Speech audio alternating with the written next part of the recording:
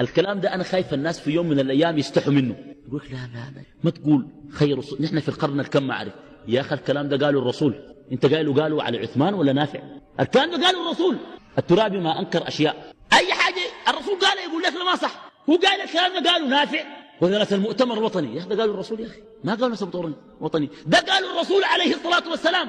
خير الحديث البخاري ومسلم متفق عليه، ما ابتدت تقول ضعيف. خير صفوف الرجال أولها وشر صفوف الرجال آخرها وشر صفوف النساء أولها وخير صفوف النساء آخرها. في البخاري صلى النبي صلى الله عليه وسلم في بيت أنس بن مالك وهو طفل ومعه يتيم قريب لهم، وقف النبي ثم أوقف أنسا واليتيم ثم أوقف أنس خلف اليتيم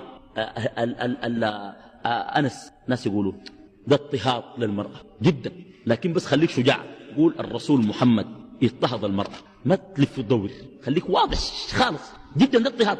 الوقفه منه الرسول عليه الصلاة والسلام. السؤال انت اعلم منه؟ انت رسول يا اخي، الرسول واحد، الرسول رسله واحد، وكمان قالوا خاتم كمان، يعني تاني ما في بعده ذاته تاني واحد بس. وقال لك وما ينطق عن الهوى ان هو الا وحي يوحى. الرسول قال يوقفوا الشفع، بعد ذاك يوقفوا النسوان. الكلام ده ما بينفع معاك، ما بينفع مع مرأة جدا.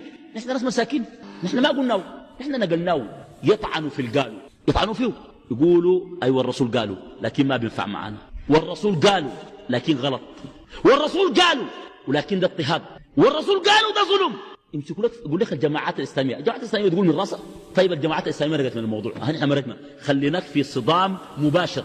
اما تعترف انه صلى الله عليه وسلم قال الكلام ده وتقول ده اصح حاجه، او تقول انا ذاتي رسول انا اغلطه، قول انا اغلطه. كان بقيت ترابي ولا كان بقيت غيره؟ قول لا انا اغلطه، نشوف بعد ذاك نتفاهم. تقول المرأة ما ناقصت عقل ودين، يا اخي الرسول قال ناقصت عقل ودين. والله ما اصدقك تاني الا تقول لي جاني جبريل، بس قول لي جبريل جاني في المنشيه وانا بعد ذاك بصدقك. قول لي نزل علي جبريل في المنشيه او في كافور لما كنت في السجن وقال لي كده. جبريل ما جاء كده يا اخي، جاء الرسول، والرسول قال النساء ناقصات عقل ودين، متفق عليه كمان. رواه البخاري ومسلم وابو داود والنسائي من روايه ابي هريره. انت الكلام ده اصله ما تقول ده ما فيه، قول الرسول قالوا اي لكن غلطان. انا المضاربه بحبها، بحب الزول يكون واضح وصريح. انا بقول اي حاجه قال الرسول عليه الصلاه والسلام حق. شفت كان مارق بتلاقي في عقلي غلطان، الرسول ما غلطان.